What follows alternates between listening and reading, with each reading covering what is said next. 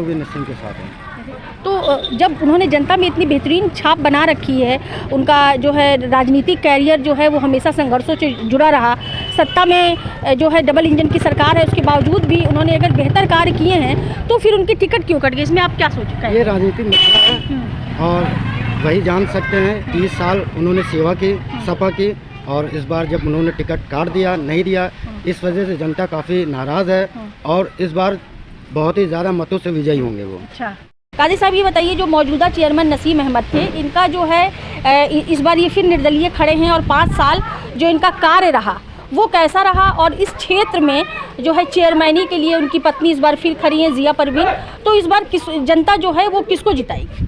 देखिए, जनता का रुख सीधे के सीधे नसीम अहमद और उनकी पत्नी जिया परवीन की तरफ है, क्योंकि मैं ये कहना चाहता हूँ कि इससे बहुत पहले, कम से कम 15 या 20 साल पहले एक चेयरमैन साहब थे, मैं उनका नाम नहीं लेना चाहता, मेरी भावत वार्ड नंबर 15 से खुशनुमा बेगम सभासद थी।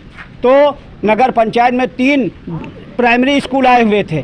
3 प्राइमरी स्कूल न बन करके उन्होंने ये लिख करके भेज दिया था कि हमारे टाउन में कोई जगह उपलब्ध नहीं है। लेकिन जब मैं अधिशासी अधिकारी से मिला और शिवमोहन सिंह जी से, तो उनसे मिलने के बाद में मेरी बात हुई तो मैंने कहा मैं ज़मीन को श्रमदान करता, ख़रीद के देता, बगैर सभासद से पूछे हुए, सदस्य से पूछे हुए आप लोगों ने ऐसा कैसे लिख दिया।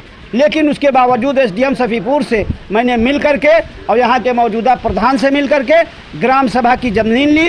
ज़मीन लेने के बाद में कजियाना प्राइमरी स्कूल के नाम से इमाम बाड़ा मौलवी फजल अजीम के पास में स्कूल बना है, जिसमें 350 पौने 400 बच्चे पढ़ रहे हैं। इसी तहत नसीम अहमद साहब ने 12 बीघे ज़मीन कूड़ेदान के लिए और अन्य विकास के लिए ग्राम सभा की ली, जिससे और तमाम तालाब ग्राम सभा में करा दिए, तमाम उसमें टाउन में करा दिए ग्राम सभा की ज़मीनें, और तमाम से तालाब ग्राम सभा में जो दर्ज थे वो टाउन में करा दिए। नसीम अहमद साहब ने जो उपलब्धि और काम किए हैं वो अब तक की, जब से मैं देख रहा हूँ मुल्क आज़ाद हुआ और टाउन एरिया 1802 में जब से बनी हुई है, उस वक्त से आज तक की कोई इतना अच्छा विकास कार्य नहीं कर सका।